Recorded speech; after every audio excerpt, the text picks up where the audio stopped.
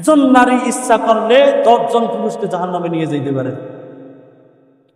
বর্তমান সমাজটা তো এইরকমই চলতেছে।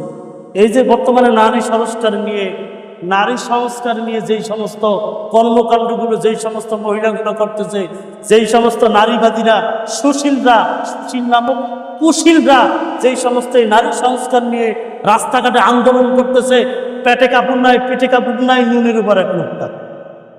বুঝতে পারছেন? পিঠ খালি মাথার উপরে একটু দিয়ে রাখছে। এই জন্য আমরা বলি পিঠ খালি নুনের উপর এক মুক্তা, মানে মাথায় একটু দিয়ে রাখছে, পেটে কাপড় নাই, পিঠে কাপড় নেই। এরা নিজেদেরকে শ্রমিক দাবি করে। এই যে বর্তমান কাজগুলো যদি হইতেছে এখন, এই যে নারী সংস্কার যদি বাংলাদেশে বাস্তবায়ন হয়, তাহলে পুরুষদের কপালে ভোগ আছে।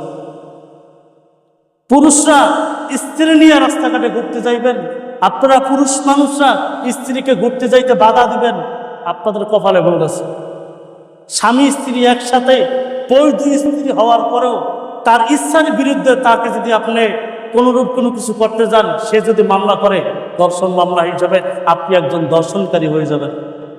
তার আমি একজন আমার বৈধ স্ত্রী, যাকে আমি মোহরানা দিয়ে আমি ইজাব কবুল করে আমি বৈধ অবস্থায় ইসলামিক দৃষ্টিতে তাকে আমি বিবাহ বন্ধনে আবদ্ধ করার পরেও যদি আমি দর্শনকারী হই, আমার স্ত্রীর সাথে কথা বলতে গেলে, আমার স্ত্রীর সাথে মুআশারাত করতে গিয়ে যদি তার অনিচ্ছাবশত আমি কোনো কিছু করে ফেলি, সেটা যদি আমার জন্য অপরাধের একটা বিষয় হয়ে যায়, এটা নিয়ে যদি নারীবাদীরা মামলা করে, ওই স্ত্রী যদি মামলা করে, এক্ষেত্রে স্বামীর জন্য যদি মামলা গ্রান্টেড হয়ে যায়, তাহলে চিন্তা করুন পরবর্তী জীবনে আমাদের সমস্যা কোন দিকে দাঁড়াবে। আমরা পুরুষ মানুষ তো এমনি বর্তমানে অনেক সমস্যার ভিতরে আছে। এই দুনিয়ার জমিনে, এই বাংলাদেশের ভিতরে এখন পর্যন্ত নারীদের নিয়ে যত আইন হয়েছে, নারীদের আইন নিয়ে যত এই আইনের ব্যাপারে যতটা সরকার গ্রহণযোগ্যতা রাখে, বা নারীদের আইন নিয়ে সরকার যতটা সতর্ক, পুরুষদের আইন নিয়ে তো কোনো এরকম কিছু নাই। অথচ এই দেশের ভিতরে নারী নির্যাতনের মামলা আছে, কিন্তু ঘরের ভিতরে হাজারো বার পুরুষ নির্যাতন হইতেছে, লক্ষবার পুরুষ নির্যাতন হইতেছে, ওই কোনো খোঁজ খবর নাই। আছে নাকি?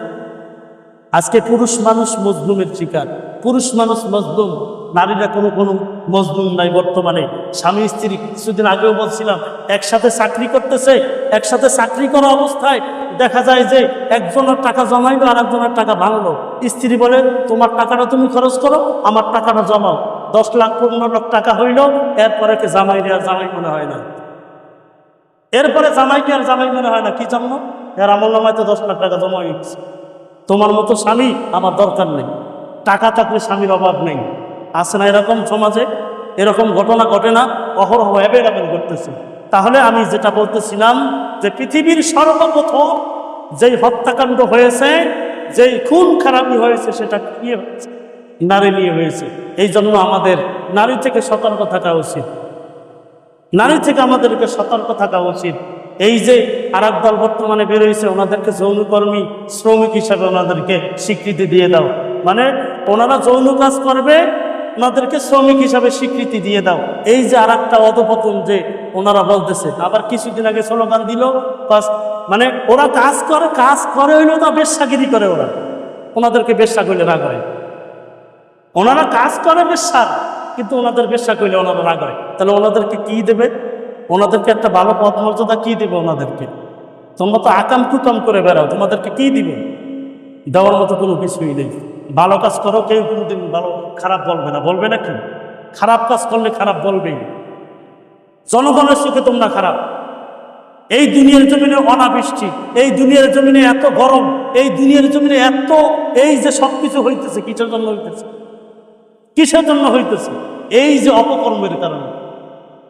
দেখেন, যেই সমস্ত এলাকার ভিতরে বৃষ্টি কম হয়, বৃষ্টি হয় না, বা হইলেও অনাবৃষ্টি হয়, ধৈর্যান ওই এলাকার ভিতরে জেনা ব্যভিচার বেশি হয়, ওই এলাকার ভিতরে জেনা ব্যভিচার বেশি হয়।